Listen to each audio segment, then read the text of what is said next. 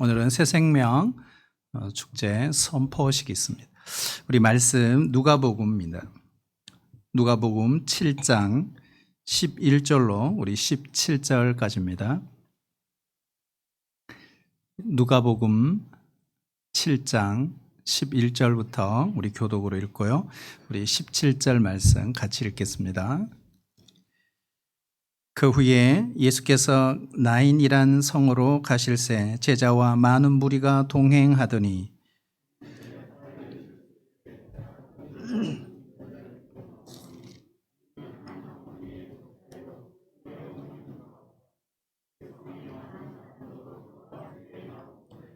주께서 과부를 보시고 불쌍히 여기사 울지 말라 하시고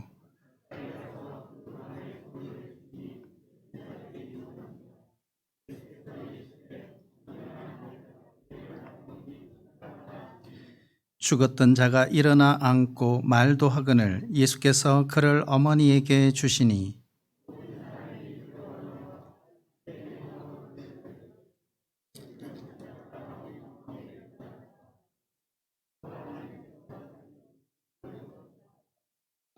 예수께 대한 이 소문이 온 유대와 사방에 두루 퍼지니라. 아멘.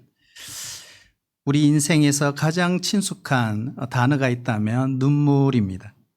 인간이라면 누구나 웁니다. 우리가 울면서 태어나고 눈물 지으면서 한 생을 살다가 눈물로 마지막 눈을 감습니다. 누가 이 슬픔의 눈물을 멈추게 할 수 있겠습니까? 우리 중에 눈물 한 번 흘려보지 못한 사람은 아무도 없습니다. 예수님도 세상에 계실 때 눈물을 보이셨습니다. 인생 자체가 바로 눈물과 함께 합니다. 흔히 우리 인생을 고해, 고통의 바다라고 하지 않습니까? 그러므로 눈물을 보이는 것을 우리가 부끄럽게 생각하지 말아야 합니다. 울고 싶으면 마음껏 울 수도 있어야 합니다. 지난 한 주간 우리가 세상 구석구석을 한번 보세요. 눈물 없이 볼 수 없는 가슴 아픈 사연들이 얼마나 많습니까? 우리는 울어야 합니다. 주님도 성도의 눈물을 귀하게 보십니다. 아이가 닭똥 같은 그 눈물을 뚝뚝 흘리는 모습을 보면 십중팔구 모든 부모들은 그 마음이 메입니다. 부모는 자식의 눈물에 약합니다. 마찬가지로 우리가 울고 있으면 하나님의 마음이 움직입니다. 갈릴리 바닷가 가버나움 그 동네에서 남쪽으로 하루길 정도 내려가면 골짜기 끝자락에 있는 작은 동네가 하나 있습니다. 그 동네가 바로 나인이라고 하는 동네입니다. 그 동네에는 남편과 함께 행복한 가정생활을 꿈꾸었지만 그런 소박한 꿈마저도 이룰 수 없었던 한 여인이 있었습니다. 남편을 먼저 저 세상으로 떠나보내고 홀로 남겨진 이 여인, 이번에는 하나밖에 없는 아들도 불행하게 이뤘습니다. 남편이 세상을 떠난 후에 그동안 홀로 자식을 키우느라 이 어머니가 얼마나 힘들었을까요? 우리는 성경을 통해서 알 수 없지만 우린 경험을 통해 엄청난 시련과 극심한 가난과 그 고독을 온몸으로 이겨내지 않았을까요? 얼마나 많은 눈물을 흘리며 하루하루를 보냈을까요? 그래도 살만했습니다. 아들은 바로 자신을 기대할 수 있는 기둥 같은 존재였습니다. 그런데 어느 날 그 아들마저도 세상을 떠나고 말았습니다. 하늘이 무너져 내렸습니다. 모든 소망이 다 사라졌습니다. 살아야 될 이유를 찾지를 못한 것입니다. 이 여인은 아들의 마지막 가는 길을 따라가며 말라버린 눈물 또한 계속 흘리고자 했을 것입니다. 이 여인의 심정을 우리가 어떻게 헤아릴 수 있겠습니까? 이 장례 행렬이 바로 예수님의 행렬과 마주쳤습니다. 한번 우리가 상상을 해보시길 바랍니다. 죽은 자를 묻으려는 행렬이 성 밖으로 빠져나가고 있었습니다. 사망이 한 생명을 삼켰습니다. 눈물과 고통으로 얼룩진 많은 사람이 그 뒤를 따랐습니다. 그리고 그 행렬과 오늘 본문에 예수님의 행렬과 마주친 것입니다. 두 행렬이 마주치는 그 순간 갑자기 사망을 따르는 그 행렬이 예수님께 저지당했습니다. 세상에서 누가 감히 이 죽음의 행렬을 막을 수 있을까요? 그런데 오늘 예수님은 그 죽음의 행렬을 멈춰 서게 하셨습니다. 그리고 울고 있는 여인에게 이렇게 말했어요. 울지 말라. 그렇게 하시고 관에 손을 대시고 청년아 일어나라 명령하셨습니다. 그 순간 사망으로 사로잡혀 무덤으로 끌려가던 이 여인의 아들은 어머님의 품으로 되돌아옵니다. 우리도 눈물이 마를 날이 없는 고통과 슬픔의 나날을 어쩜 우리가 살아가고 있는지도 모릅니다. 예수님은 우리의 눈물을 결코 외면하지 않으십니다. 우리의 눈물을 공감하십니다. 그리고 그 눈물을 닦아주십니다. 오늘 13절 우리 같이 한번 읽어볼까요? 시작. 주께서 과부를 보시고 불쌍히 여기사 울지 말라 하시고 아멘. 오늘 이 세 구절 중요하죠? 주께서 과부를 보시고 첫 번째 구절. 두 번째가 뭘까요? 불쌍히 여기사. 세 번째가 울지 말라.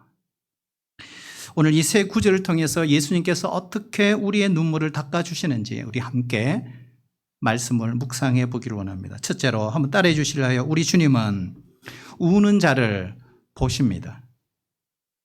사복음서를 읽어보면 예수님이 보셨다라는 이 단어를 무려 40번 정도 사용하고 있습니다. 대부분 슬픔을 당한 사람들, 그리고 병으로 고통당하는 사람들, 버림받은 사람들, 실패한 그 사람들을 먼저 보셨다라고 했습니다. 예수님은 그런 분이십니다. 우리 인생의 무거운 그 고통을 안고 씨름하는 그 사람들을 가장 먼저 주목하시고 그 아픔을 공감하십니다. 이 여인이 얼마나 슬플까? 마음이 얼마나 찢어질까? 지금까지 자신의 인생을 돌아보며 이 순간 얼마나 탄식하고 있을까? 굳이 자세한 설명을 해주지 않아도 우리 주님은 다 아십니다. 여인이 걸어온 그 일생 전체의 고통과 그 아픔을 우리 예수님은 자기 마음에 다 담으셨습니다. 여러분, 우리 하나님이 어떤 분이실까요? 우리 하나님은 온 우주 만물을 늘 살피시는 분입니다. 그 중에서도 하나님의 형상으로 지음받은 우리 인간들, 그 중에서도 예수님을 믿어 하나님의 자녀가 된 바로 우리들, 그 중에서도 특별히 고난 가운데 우는 자들을 눈여겨보십니다. 기댈 곳 없는 고아와 과부, 살아가기 힘들어 하는 가난한 자들, 병도로 고통 중에 신음하는 자들을 더욱 살피십니다. 우리 인생은 눈물로 점철되어 있습니다. 예수님을 믿어도 눈물을 흘립니다. 하나님은 눈물을 흘리지 않는 자녀를 두신 적이 없다고 스펄전 목사님은 이야기했습니다. 그러므로 하나님은 우리가 눈물을 흘릴 때 무심하게 보시지 않습니다. 남몰래 흘리는 눈물을 남편은 모를 수 있습니다. 가슴에 흐르는 눈물을 자식이 알지 못할 수도 있습니다. 하지만 우리 주님은 알아주십니다. 예수님도 육신의 몸을 입고 이 땅에 오셔서 인간이 겪은 슬픔과 고통을 다 경험하셨기 때문에 우리가 흘리는 눈물을 아십니다. 예수님도 세상에 계시는 동안 자주 우셨죠. 우리 인간은 누구나 다 약합니다. 겉으로 볼 때는 아주 세게 보이는 사람도 그렇죠. 에브라함 링컨은 이런 말을 했어요. 나는 울면, 하울링 좀 잡아주실래요? 울면 안 되기 때문에 웃는다라고 했습니다.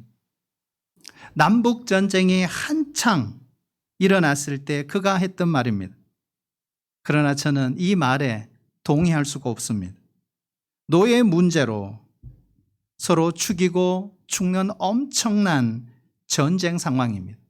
이런 전쟁의 비극 속에 어떻게 우리가 울지 않을 수 있습니까? 남자는 태어나면 3번만 울어라 그런 말 있잖아요. 태어날 때 1번 울고, 부모님 돌아가셨을 때 1번 울고, 그리고 나라를 잃었을 때 울어라. 저는 더 울고 싶은데 왜 꼭 남자는 3번만 울어야 합니까? 왜 그렇습니까? 가르쳐 주시기 바랍니다. 요즘 제가 보면서요, 저 자신을 보니까 가사 한마디에 울컥하고 짧은 숏 장면 하나에 눈물을 쏟고 드라마 짧은 것을 보면서도 그렇게 눈물을 흘린, 그러니까 왠지 알아보니까 갱년기라는 이야기를 하시더라고요. 갱년기라고. 하지만 교회 와서는 그럴 필요가 전혀 없습니다. 아무 문제 없는 척, 센 척 하지 않아도 됩니다. 우리 하나님은 우리의 연약함을 내치시는 분이 결코 아니십니다. 약해 빠졌다고 우리를 나무라시는 분도 결코 아니십니다. 슬플 때는 실컷 우셔요. 그래서 중간중간 티슈를 갖다 놨잖아요. 아이들은 넘어져서 혼자 울다가 엄마가 오면 어떻게 해요? 더 크게 울잖아요. 똑같습니다. 우리가 예수님 앞에 체면 차릴 이유가 전혀 없습니다. 주님 앞에 실컷 여러분 우시기를 축복합니다. 그분은 우리의 눈물을 보십니다. 두 번째, 우리 예수님 우리의 눈물만 보시는 분이 아니에요. 불쌍히 여기십니다. 그러니까 눈물 흘리는 그 사람을 불쌍히 여기신다. 겉으로 볼 때는 참 행복해 보여요.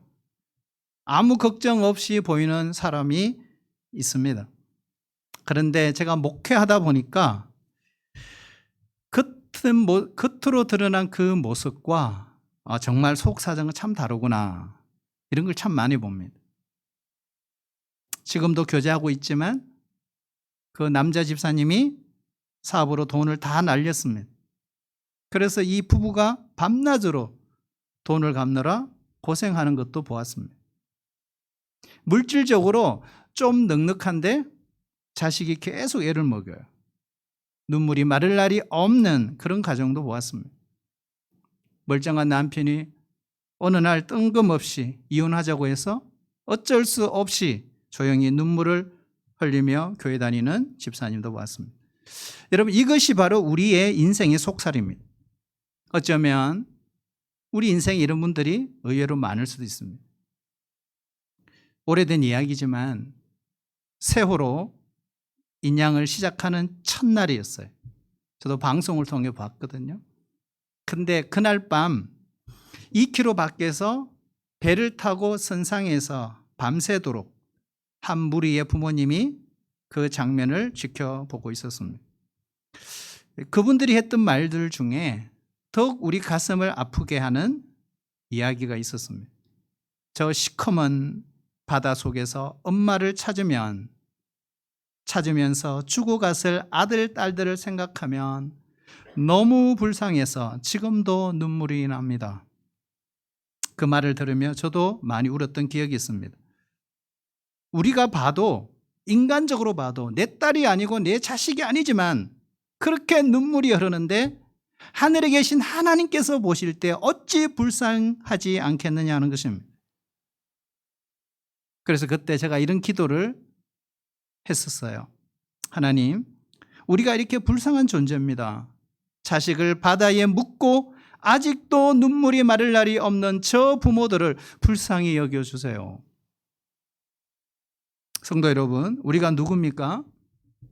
하나님의 형상대로 지원받은 하나님의 자녀 아닙니까?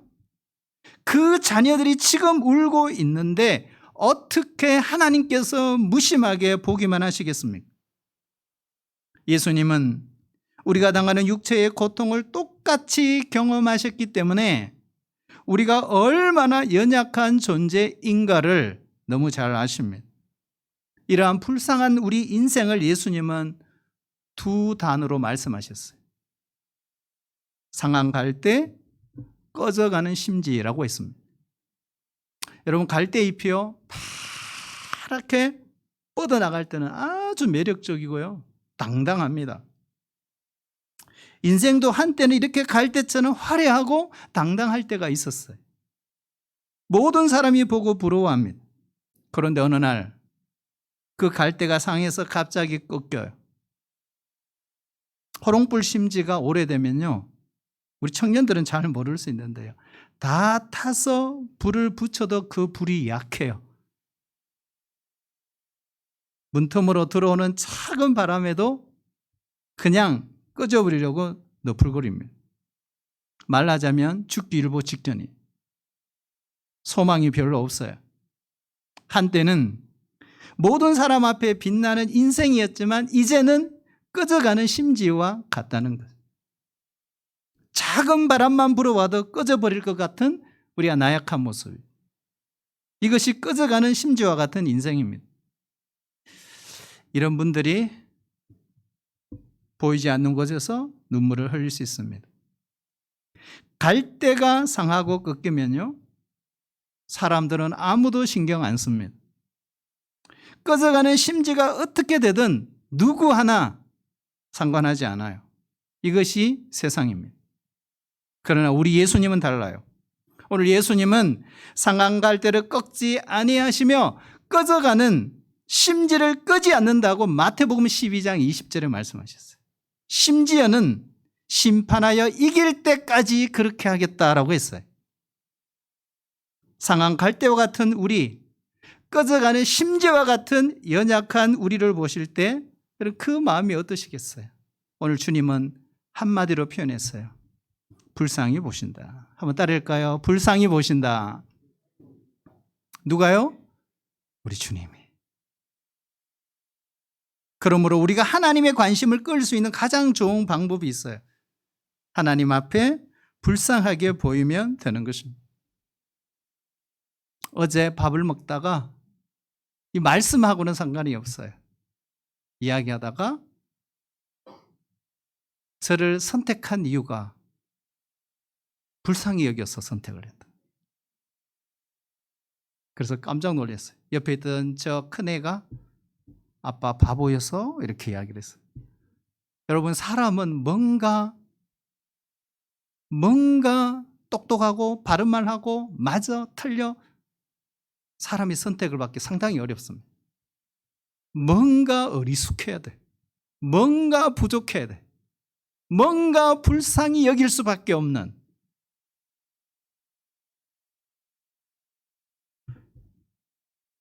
여러분, 우리가 하나님의 관심을 끌 수 있는 가장 좋은 방법이 바로 불쌍히 여김을 받는 거죠. 여러분, 다윗을 보세요. 다윗이 위대하죠? 대단한 사람이죠? 근데 왜 하나님이 다윗을 좋아하셨을까요? 왕이니까, 장군이니까, 싸움 잘하니까, 싸움꾼이니까? 아니에요. 다윗은 알았어요. 하나님께 불쌍히 여김을 받는 방법을 알았어요. 하나님께 징계를 받아서 바세바와 그 사이에 난 아들이 병들어 죽어가고 있었어요. 그때 다윗은 금식합니다. 온몸을 맨 땅에 그냥 붙이고 엎드려요. 그리고 그 상태로 7일 동안 있어요. 왜 그랬을까요? 그렇게라도 하면 하나님이 자신을 좀 불쌍히 여겨주시지 않을까 싶어서인가. 하나님 앞에서는 아무 일도 없는 척 할 필요가 없어요. 그냥 납작 엎드리는 게 상책입니다. 이 세상에요, 제일 미련한 사람이 있어요. 해결할 수 없는 일을 놓고 자기 힘으로 해결해 보려고 애쓰는 사람, 가장 미련한 사람. 하나님 앞에서 불쌍히 여김을 받는 것보다 더 큰 축복은 없습니다. 여러분, 지금 눈물 나세요? 그러므로 하나님 앞에 불쌍히 보이십시오. 무릎을 꿇고 금식 한번 해보세요. 음식까지 안 먹고 앉아 있으면 하나님이 얼마나 불쌍히 여기시겠습니까? 겸손한 모습으로 하나님, 이번에 내 가족, 내 남편, 내 자녀 주님께 돌아오기를 원합니다. 주님 불쌍히 여겨 주시옵소서. 우리 눈물을 주님은 거두어 주실 것입니다. 예수님은요, 우리 눈물을 보실 뿐만 아니고 긍휼히 여기는 걸로 끝나지 않아요. 중요한 것이 있어요. 눈물 흘린 원인을 해결해 주십니다. 예수님이 관에 손을 대시니까요, 메고 가던 자들이 걸음을 멈췄어요. 그때 예수님이 이렇게 말씀하시잖아요. 청년아, 내가 네게 말하노니 일어나라. 그러자 그 죽었던 청년이 일어났어요. 앉았어요. 말도 합니다. 예수님은 그 여인에게 아들을 돌려주었습니다. 여인의 눈물이 기쁨으로 변했어요. 슬픔이 춤이 된 거예요. 예수님은 그렇게 여인을 위로하셨습니다. 과연 세상에서 이렇게 근본적인 문제로 울고 있는 사람에게 울지 말라 감히 말할 수 있는 사람이 있을까요? 여기에 울지 말라는 뜻은요, 울게 만든 그 문제를 해결해 주겠다, 그런 뜻이 아니겠습니까? 누가 우리의 인생의 문제를 해결할 수 있습니까? 게다가 오늘 말씀처럼 죽은 자를 살려낸다는 것, 아무나 할 수 있는 일이 아닙니다. 사랑한 사람을 잃고 배우자를 잃고 먼저 떠나보내고 슬픔에 처한 우리 성도들을 조문할 때가 있습니다. 그때 여러분, 우리가 가서 무슨 말을 건넬 수 있을까요? 여러분, 사실은 할 말이 없어요. 무슨 말을 한들 위로가 되겠어요?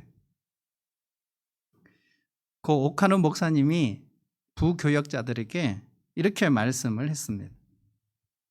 유명한 일화죠. 장례 예배를 인도하러 가서 목사가 그 유족을 위로할 방법은 딱 두 가지 방법밖에 없다.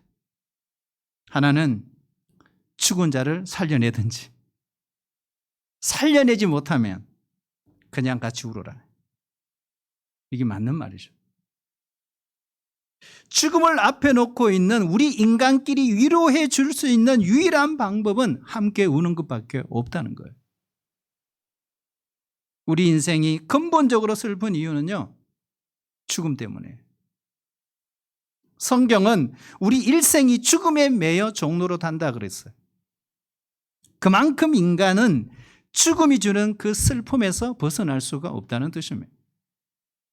그러나 예수님은 인간이 감히 흉내낼 수 없는 일, 생명의 창조자만이 할 수 있는 일, 죽은 자를 살리는 일에 만천하에 드러내신 거예요. 그래 오늘 사건이잖아요. 예수님이 세상에 오신 이유는요, 죽음을 정복하기 위해서입니다. 죽음의 종로를 닫고 있는 저와 여러분을 해방하기 위해 오셨어요. 청년아, 내가 네게 말하노니 일어나라. 예수님만이 죽음을 이기신 생명의 주관자이심을 선포하신 거예요. 무엇이 살렸다고요? 말씀이 살린 거예요. 철학이 아니에요. 도덕이 아니에요. 사상이 아니에요. 이념이 아니에요. 말씀이 살린 겁니다. 말씀이 해답이에요. 말씀이 정답이에요. 아마도 어떤 분들은 맨날 교회하면 말씀. 도대체 말씀이 뭐길래 이렇게 반문하시는 분들도 있죠. 여러분, 하나님은 말씀으로 만물을 창조하셨어요. 말씀으로 만물을 지금도 붙들고 있고 섭리하고 계십니다. 저는 영적으로 죽은 자가 다시 살아나는 사건도 육체의 부활 사건 이상이나 놀라운 기적이라고 믿습니다. 하나님과의 관계가 단절된 채 하나님 없이 살던 사람이 어느 날 말씀이 들려오는 거예요. 사람들이 그 말씀을 듣고 예수를 구주로 믿고 나의 주인으로 고백하며 하나님을 아버지로 부르면 새로운 인생길을 걸어가는 것, 이것이 바로 영혼의 부활인 것입니다. 여러분, 영혼이 살면 육체가 살아요. 영혼이 잘 되면 범사가 잘 됩니다. 강건하게 됩니다. 사랑하는 자들이요, 내 영혼이 잘된 같이 내가 범사에 잘 되고 강건하기를 내가 구하노라. 문제는 직장이 아니에요. 문제는 다시 사는 거예요. 사람이 떡으로만 살 것이 아니요 하나님의 입에서 나오는 모든 말씀으로 살 것이니라고 하지 않았습니까? 우리 교회가 살아나려면, 우리 가정이 살아나려면, 우리 자녀들이 살아나려면 바로 주님의 말씀이 들려와야 합니다. 여러분, 그들에게 하나님의 말씀이 임하도록 기도하시기를 축복합니다. 인생의 죽음이 끝이 아니라는 사실을 예수님이 말씀하신 거예요. 죽음으로 모든 것이 끝나는 줄 아는 인생들을 있다면 들어야 합니다. 죽음이 끝이 아닙니다. 예수님을 믿고 죽은 자들은 예수님이 재림하실 때 다시 살아나기 때문에 그렇습니다. 예수님이 이렇게 말씀하셨잖아요.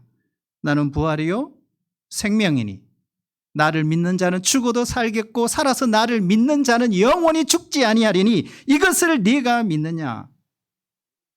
일시적인 죽음이 영원히 살리시는 예수님 앞에 그 일시적 죽음은 아무것도 아니다 이런 말이잖아요. 일시적인 죽음을 여러분 두려워하지 마세요. 예수 믿는 자에게는 영생이 있습니다. 엄밀히 말해서 예수 믿는 사람에게 죽음은 영원한 세계로 들어가는 관문에 불과한 것입니다. 영결식이 아니에요.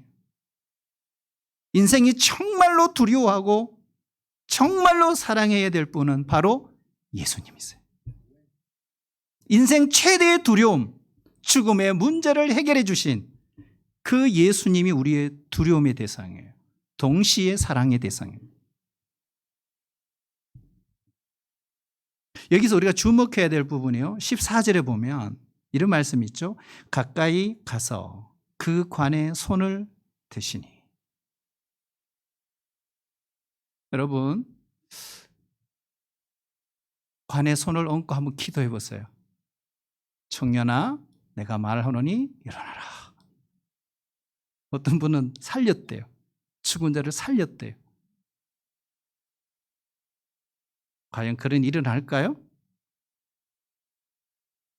예수님의 손길이 관 위에 손을 얹었을 때 기적을 낳는 거죠. 이런 말이 있어요. Love is a touch라는. 사랑은 만지심이다. 여러분 허깅이란 거 아죠?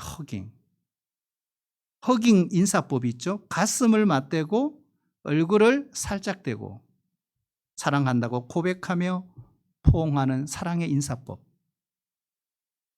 어느 조사 결과에 의하면 사람이 하루에 필요한 허깅은 최소한 4번이래요. 여러분 한 숫자 살려보세요. 나는 4번이 되는가?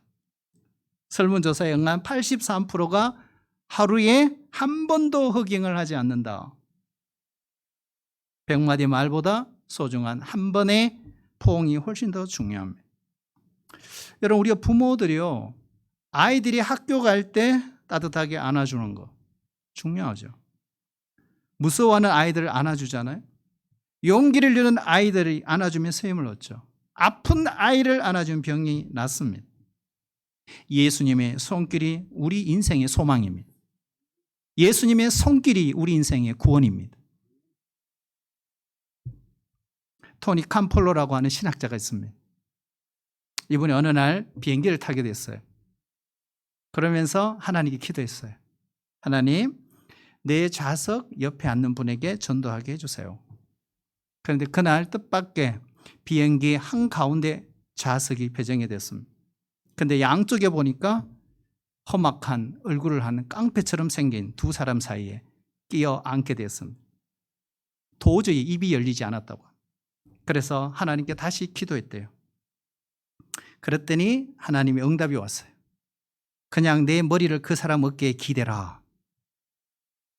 그래서 기도하며 떨며 머리를 옆 사람 어깨 위에 그냥 살짝 댔답니다. 그런데 옆 사람이 자꾸 흘끗흘끗 쳐다보는 거예요.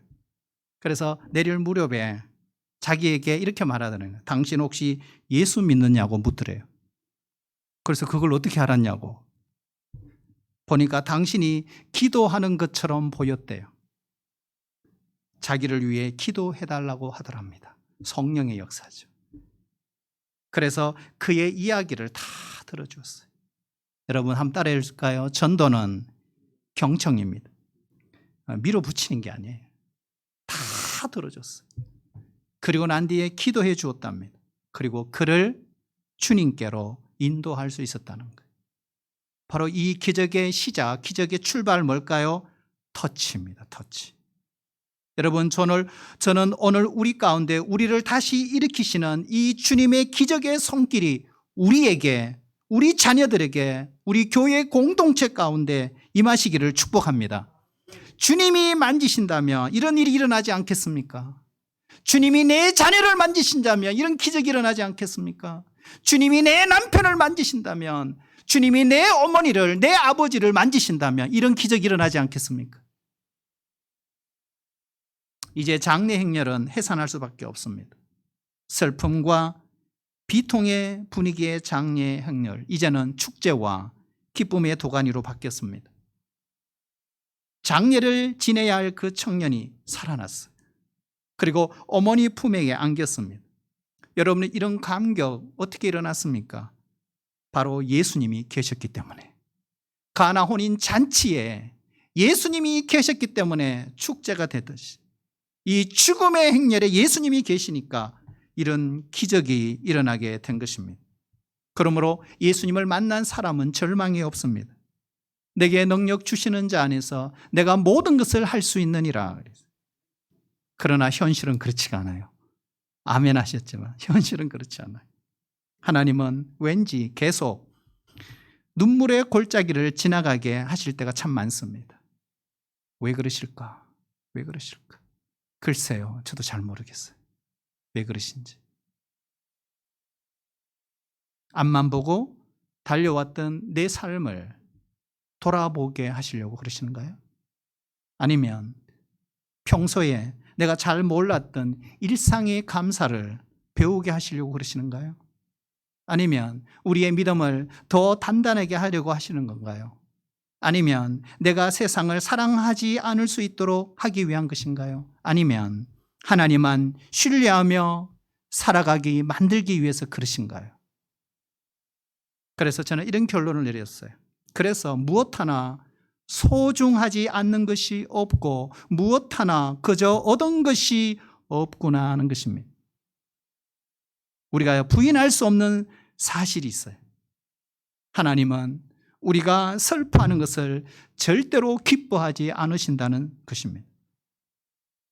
주께서 인생으로 고생하게 하시며 근심하게 하심은 본심이 아니시로다.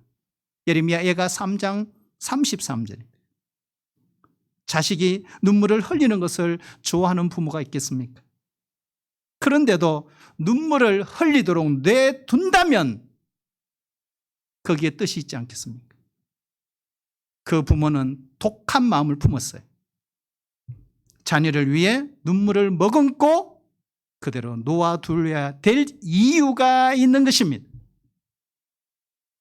사랑하신 여러분, 우리 새생명 축제 6주간 시작하면서 우리에게 중요한 것이 있어요. 여러분, 이 위대하시고 죽음을 이기신 이 좋으신 예수님을 저와 여러분이 먼저 만나시기를 축복합니다. 여러분, 그 예수님의 이름을 부르시기를 축복합니다. 어떤 절망도 희망과 기쁨의 축제를 변하게 될 것입니다. 우리의 삶의 배후에는 주님이 계십니다. 그러므로 절대로 낙심하지 마세요. 오늘 17절 한번 읽고 마칠까요? 17절 시작. 예수께 대한 이 소문이 온 유대와 사방에 두루 퍼지니라. 아멘. 여러분, 이 마지막 절을 여러분은 어떻게 내 단어로 표현할 수 있겠습니까? 내 언어로 어떻게 표현하면 좋을까요? 저는 이렇게 적었어요. 장례 행렬에 참석한 모든 사람들이 전도자가 되었다. 아멘. 아멘이죠. 이걸 보고 전도 안 한다, 이거 이상한 일입니다. 그들의 입으로 예수님을 알렸다. 예수님의 소문이 퍼뜨려졌어요. 그 현장에 있던 사람들을 통해. 그렇다면 저와 여러분도 예수님 만나셨잖아요. 그 부활의 주님을 경험하셨잖아요. 그렇다면 우리가 해야 될 일이 뭘까요? 예수님이 내게 행하신 일을 전하는 것입니다. 지옥 갈 수밖에 없는 저와 여러분을 구원해 주신 그 예수님, 도저히 해결할 수 없었던 나의 죄의 문제, 그 해결해 주신 예수님의 그 놀라운 사랑 뿐만 아니죠, 영원한 초소를 준비하고 천국을 준비하시는 그 예수님, 예수 믿고 천국 가십시다. 예수 믿고 하나님 자녀 되십시다. 예수 믿고 주의 백성 되십시다. 이 천국을 소개하는 저와 여러분 되시기를 주의 이름으로 축복합니다. 하나님, 오늘 부활의 주님을 경험한 현장에 있었던 장례 행렬에 참여했던 모든 사람들은 부활의 주님을 전하는 증인이 되었습니다. 주여, 우리들도 장례 행렬이 빗물처럼 쏟아지는 이 오늘날 이 현실 속에 고통당하며 눈물 흘리는 수많은 사람들에게 부활의 주님이 계신다고, 구원의 주님이 계신다고, 천국이 준비되어 있다고 전하며 살아가는 하나님의 백성들이 되게 하여 주옵소서. 예수님의 이름으로 기도하옵나이다. 아멘.